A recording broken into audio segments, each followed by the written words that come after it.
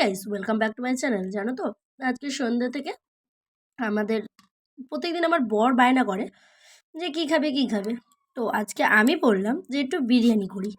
তো তাই জন্য যেই কাজ সেই করা শুরু করে দিলাম। মাংস আগে করে নিলাম, নেওয়ার পরে এই যে বিরিয়ানির জল ফুটিয়ে চাল দিয়ে, তো এই যে মাংসটা কিন্তু আমি আগের থেকেই করে নিয়েছিলাম, কারণ মাংসটা করতেই একটু টাইম লাগে আমার।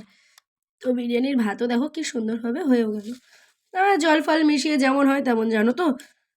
আমি ভাবি বাড়ি গেলে বিরিয়ানি করব, কিন্তু তখন এত মানুষ থাকে আর অন্যান্য মানে অন্যান্য খাবারের টেস্ট পেতে কি মানে এত খাওয়া হয়ে যায় যে আমাদের বিরিয়ানি করার কথা আর মনেই থাকে না। তো এইভাবে আমার বিরিয়ানিটা এবার এই যে এক এক করে সব লেয়ারে পার্ট দিচ্ছি। তো জানো তো, আজকে কিন্তু আমি বিরিয়ানিতে অনেক কিছু অ্যাড করিনি, ঘরোয়া পদ্ধতিতে বিরিয়ানি করেছি। এর মধ্যে না দিয়েছি আমি কালার, আর না দিয়েছি এর মধ্যে দুধ। দেখো, নর্মালি জাস্ট শুধু বেরেস্তা, আলু, একটু গোলাপ জল, আতর, কেওড়া, এইসব অল্প অল্প করে সব দিয়ে করেছি। জাস্ট ঘরোয়া, বাট এত সুন্দর টেস্ট হয়েছে আর এত সুন্দর স্মাইল হয়েছে যে মনেই হবে না যে এটা হাফ জিনিস দেওয়া নেই। বাট ঘরোয়া হয়ে সব কিছু সুন্দরই হয়। তো তারপরে দেখো, ভাপেও দেওয়া হয়ে গেল। তো এবার যখন খাওয়া হবে, দেখো বিরিয়ানিটা কি দারুণ হয়েছে।